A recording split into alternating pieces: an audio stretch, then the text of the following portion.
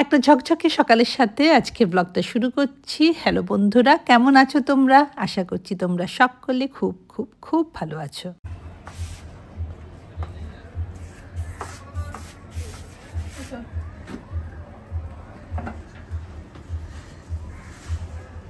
পুঁটি মাছের পাকোড়া নিয়ে এসেছি, পুঁটি মাছের পাকোড়া। চলো শীতকালে একটু খেয়ে নাও এগুলো, এবার সব বন্ধ হয়ে যাবে। সিক্স বালিগঞ্জ প্লেসের একটা সিগনেচার ডিশ আছে, মৌরলা মাছের পেঁয়াজি। ভীষণ ভালো খেতে হয়। সুব্রত আজকে সকালবেলা পুঁটি মাছ নিয়ে এসছে আর বলছে ওরকম কিছু একটা বানিয়ে ফেলো। দুটো কি কখনো এক হয়? এবারে পিটুনিয়াগুলো ভালো হয়নি আসলে। ঘরের মধ্যে এখানে আমরা ছাদে রাখতে পারছি না, সব ইঁদুর খেয়ে নিচ্ছে, কাঠবেড়ালি খেয়ে নিচ্ছে। এখানে রাখলে না খুব একটা ভালো ফুল হচ্ছে না, এত ইঁদুর আর কাঠবেড়ালির উৎপাত, বাপরে বাপ। ওপরের জানলা দিয়ে তোমাদের একটু বাড়ির চারিদিকটা দেখাই। চারিদিকে যেহেতু অনেক গাছপালা, তাই একটু গ্রাম গ্রাম লাগছে, তাই না? এই যে আমাদের সামনের বাড়ির আম গাছটা, উফ কি আম যে হয়! শুধু আম হয় না, কোয়ালিটি আম হয়। তবে আজ পর্যন্ত পাড়ার কেউ এই গাছের আম পায়নি। ঝড়ে বা হাওয়ায় একটা আম পড়লেও বাড়ির লোক কিন্তু বারান্দায় চলে আসে। আমি শুধু ভাবি ওদের কত কষ্ট বলো তো। পুরো আমের সিজনটা প্রায় না ঘুমিয়েই কাটাতে হয়। তাও আম গাছটা আছে বললে ঘুম থেকে উঠে জানলা খুললেই চোখটা একেবারে জুড়িয়ে যায়। আর আমাদের পাশের প্লটের আম গাছটা কেটে যাওয়ার দুঃখ কাটিয়ে উঠতেও পারিনি, দেখো আজকে নিম গাছটাও কেটে দিল। এই নিম গাছটার জন্য আমাদের খুব অসুবিধা হতো, আমাদের ড্রেন ক্লগড হয়ে যেত, খুবই অসুবিধা হতো, কিন্তু আমরা কোনোদিন কমপ্লেন করিনি, কারণ গাছ বলে কথা। কিছুক্ষণের মধ্যে আমি বেরোবো, যাব রূপার কাছে। অনেকদিন হয়েছে আমাকে ডাকছে, কিন্তু যাওয়া হচ্ছে না। কিন্তু যাওয়ার আগে ওয়ান পট প্রন রাইসটা আজকে বানিয়ে দিয়ে যাচ্ছি। অ্যাকচুয়ালি আমি ওয়ান পট চিকেন রাইস বানিয়েছিলাম, সেটা দেখে আমার বন্ধু ওয়ান পট প্রন রাইস বানিয়েছে, সেটার ছবিও আমাকে পাঠিয়েছে। আমি তো খুব ইন্সপায়ার্ড হয়েছি, আমি বললাম না আজকে ওয়ান পট প্রন রাইসই করবো। দেখো আমার কাছে চাপড়া চিংড়িগুলো ছিল, এগুলোকে এখন ফার্স্টলি আমি এগুলোকে ম্যারিনেট করে দেবো। আগে ম্যারিনেটটা তৈরি করে নিই, তারপর তোমাদের দেখাচ্ছি। ম্যারিনেটে কি দিচ্ছি বলো তো? যা যা চিকেনে দিতাম সেরকমই আর কি। একটু দই দেবো, তারপরে এই দেখো এই সানরাইজ মিট মশলাটা আমি ওই জি রান্নাঘর থেকে পেয়েছিলাম, এটা যখন আছে এটা দিই। তন্দুরি চিকেন মশলাও আছে, কিন্তু তন্দুরি চিকেন মশলা না দিয়ে আমি এইটাই দিই। যা মশলা থাকবে দিয়ে দেবে, কোনো হার্ড অ্যান্ড ফাস্ট রুল নেই। আজকে আমি রাইস কুকারে বানাবো, অনেকদিন পরে রাইস কুকারটা নামিয়েছি। রাইস কুকারে কি বলতো, সবকিছু রেডি করে বসিয়ে দিয়ে চলে গেলাম, হয়ে গেল। এখন যদি আমি গ্যাসে বসাই তাহলে আমাকে ওটাকে মনিটর করতে হবে, তাই জন্য আজকে আমি রাইস কুকারটা নামিয়েছি। তো ওইটাতে সবকিছু করে একসঙ্গে বসিয়ে দিয়ে বেরিয়ে যাবো।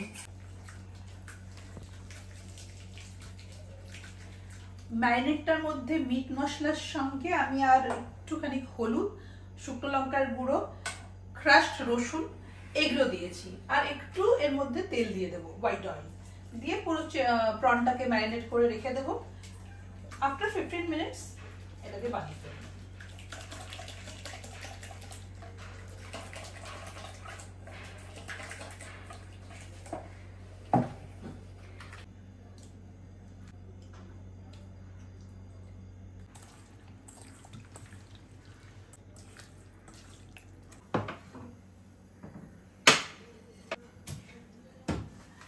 পুরো জিনিসটাই ঘিতেই বানাবো, বেশি তো লাগে না, তাই অল্প ঘিতে আগে এটাকে করে নিই।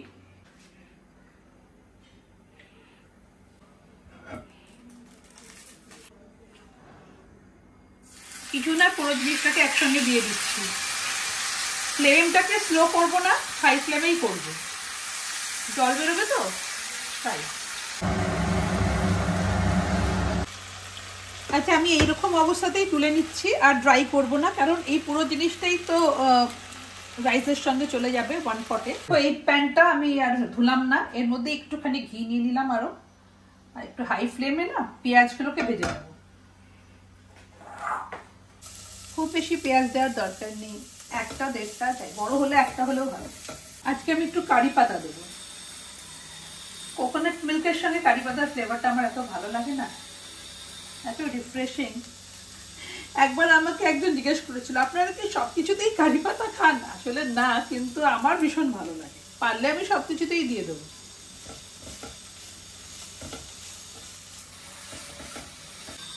একটু রসুন ছিল, এই রসুনটাও দিয়ে দিলাম। খুব সামান্য আমি হলুদও দিয়েছি, রাইসটা তাহলে একটু কালারফুল হবে।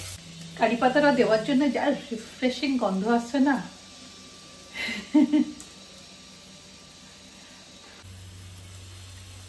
আচ্ছা, এবার ধুয়ে রাখা চালটা দিয়ে দিচ্ছি 1 কাপ। হ্যাঁ,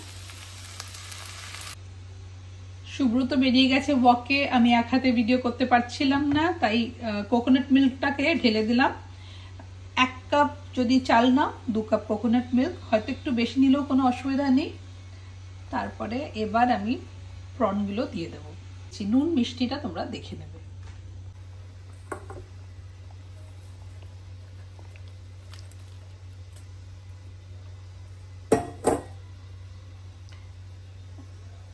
উফ, একটা থাই থাই ব্যাপার লাগছে, থাই কারি, থাই রাইস কিছু একটা।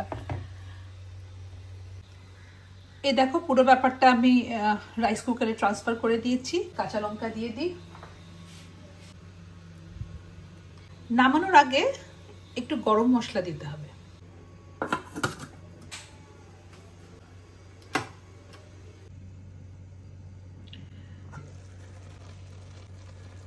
একটু গরম মশলা দিয়ে দিলাম।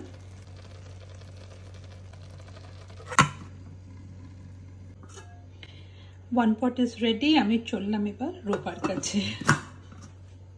রূপার কাছে যাওয়ার সময় ভিআইপি রোডের এই লাইটিংটা দেখতে কিন্তু বেশ ভালো লাগছিল। মনে হচ্ছিল কিছু ফেস্টিভ্যাল এখনো বাকি আছে। খুব সুন্দর সাজিয়েছে কিন্তু। Hello hello hello hello hello, তোমার কাজ করছি।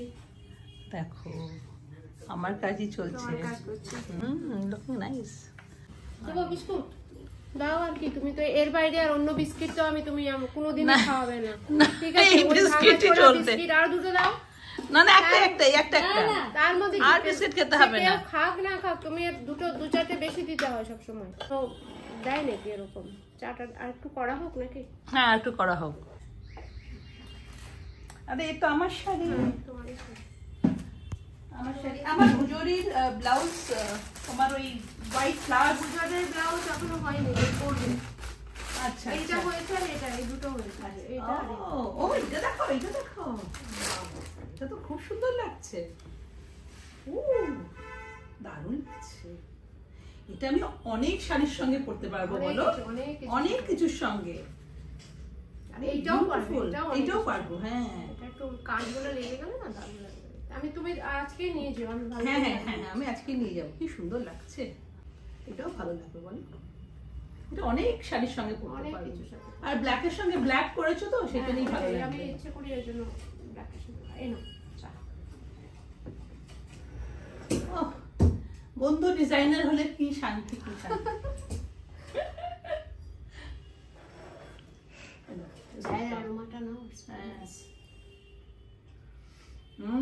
ওই যে রোস্টেড এসে গেছো তুমি আজকে একদম দিদি টানে টানে। হ্যাঁ, আমার টানে টানে এলে। হ্যাঁ বাবা, সে ধুয়ো বেরোচ্ছিল তোমার কোটি গরমের একদম। চলো দাও দেখি।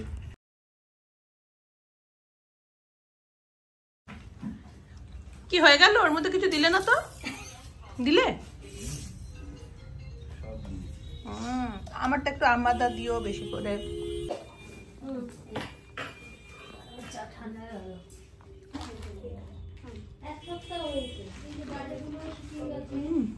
এই দেখো, আচ্ছা ফুলগুলো, এই তো দারুন দারুন। এই ফুলগুলো তোমার ওই ব্লাউজটা আমার ভুজুরিতে। হ্যাঁ, ভুজুরিতে।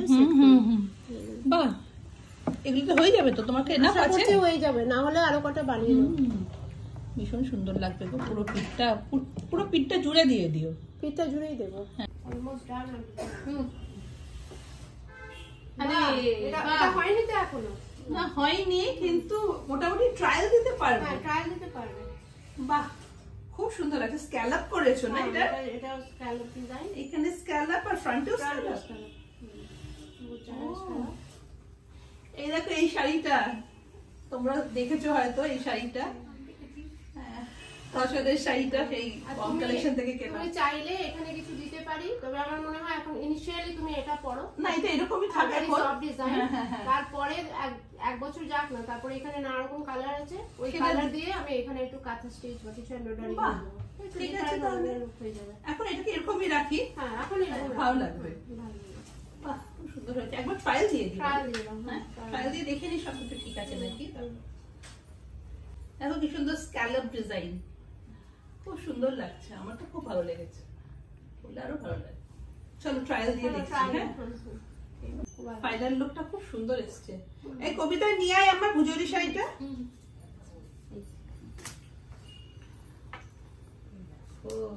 এই শাড়িটা পরে গেছিলাম জানো তো, জি রান্না করে এইটাই। এখন এবার আমরা কি ডিজাইন দিচ্ছি, এই ব্লু প্লেন ব্লাউজ পিস, আর ব্যাকে এই ফুলগুলো পুরো ব্যাকটা এরকম এই সাদা ফুল দিয়ে গোলাপ ফুল, কি সুন্দর দেখতে গোলাপ ফুলগুলো, ভীষণ সুন্দর লাগবে। তুমি আগে বানাও, তারপর আমি পরে ওটাকে দেখাবো। কিন্তু এইটাই সব থেকে ভালো লাগবে, বেস্ট, খুব সুন্দর লাগবে, একদম ম্যাচ করে গেছে ব্লুর সঙ্গে, খুবই ভালো লাগবে। আমি এসেই বসে গেছি খেতে, আমার মাথায় শুধু ঘুরছিল আমার পোলাও। তারপরে এসে দেখি সুব্রত অলরেডি খেয়ে নিয়েছে, বললো এত সুন্দর গন্ধ বেরিয়েছে, আমি আর থাকতে পারিনি, আমি খেয়ে নিয়েছি। কেমন হয়েছে বলো টেস্ট? প্রনের এটা বেস্ট প্রিপারেশন। কি যে ভালো খেতে লাগছে, তোমরা একটু ট্রাই করো। আই থিংক চিকেন থেকে ফার বেটার। মা তো তাই কিছু ভালো খেতে গেলেই প্রথমেই মনে পড়ে ছেলের কথা। ছেলেকেও এবার বলেছি একটা ইনস্টাপট বা একটা রাইস কুকার কিনে নিতে। সামনের মাসেই হয়তো ব্যাঙ্গালোরে যাব, আর এবার যখন যাব ওকে ভালো করে এই সব রকম ওয়ান পট ডিশগুলো শিখিয়ে দিয়ে আসবো। ওকে তো শিখিয়ে লাভ নেই, ওর কুককেই শিখিয়ে দিয়ে আসতে হবে। ভীষণ ভালো হয়েছে রিয়েলি। আচ্ছা, তোমরা অনেকবার আমাকে জিজ্ঞেস করেছো যে তোমার লিপস্টিকের শেডসগুলো একটু শেয়ার করো। দেখো, লিপস্টিক তো অনেক থাকে, প্রত্যেকের কাছেই প্রচুর লিপস্টিক থাকে, কিন্তু লেটলি মানে লাস্ট এই কিছুদিন ধরে যে লিপস্টিকগুলো আমি ইউজ করছি আর যার উপর জেনারেলি কমেন্টসগুলো আসে, সেই কয়েকটা লিপস্টিকের শেড আমি শেয়ার করছি। তো এই দুটো হচ্ছে লেটেস্ট আমি কিনেছি। The company is Insight, it's not very expensive, Nykaa থেকে কিনেছি, কিন্তু লিপস্টিকগুলো ভীষণ ভালো। আমি ইউজ করছি stay matte lip colour from Insight, আর একটা হচ্ছে happy place. I think the one I am wearing is happy place, এরকম হ্যাপি প্লেস। আর একটা যেটা হচ্ছে সেটা হচ্ছে photo dump. It's a brown shade, a lovely brown shade. Brown shaded, it's a lovely color. এই দুটো, এদের না কোকোনাট অয়েল আছে, বুঝেছো? লিপগুলো চ্যাপড হয় না, ড্রাই হয় না। It is good, very good for the price. আচ্ছা, এইটা একটা সেফোরা থেকে কিনেছিলাম, তোমাদের দেখিয়েওছিলাম আমার মনে হয়।